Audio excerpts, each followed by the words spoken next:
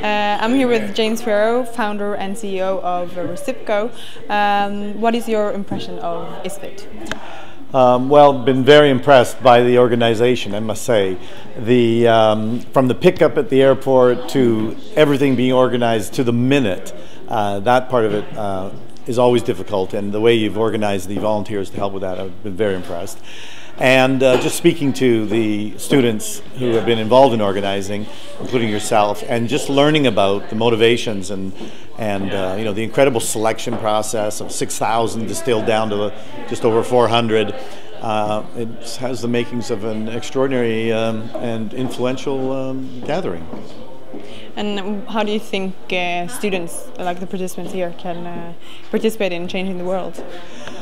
Well, I think there's an opportunity for them to collaborate and use this as a foundation for identifying really important and emerging ideas, initiatives that can actually become movements that they can all get behind, and as they move forward in their lives and take a bigger part in society, that they can be continuing this collaboration and kind of, you know, more borderless cooperation for improving the world.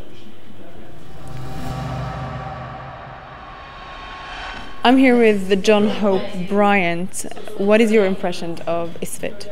It's a group of passion. It's a group of young people who actually believe they can change the world. The question is not whether I believe they can change the world. I think me traveling halfway around the world to come here suggests I hope that they can. The question is, do they believe they can change the world? Because I'll leave on Friday or Saturday, and then the delegates are left with their own dreams and their own desires to make this world different. People obsess about "I have a dream." Dr. King's speech is very important, but another friend of mine who was with Dr. King at that famous day, Dr. Dorothy Height, said at 96 years of age, the best way to start living your dream is to start by waking up. You got to be a dreamer with a shovel in your hands. You got to do something about it, not just dream about it, not just talk about it, not just romanticize about it, but you got to do something about it. And that doing something about it is tough work and tough sledding. I believe that this generation can do it, but they've got to believe more. So my job is not to motivate them.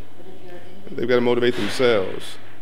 I hope to inspire them to see over the ridge, around the corner, to the top of the mountain, and then the way down the other side to the other road that they will take and actually forge on the other side of the mountain.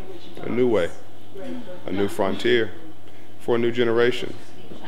And that reimagination is what changes our world. And yes, I believe in that.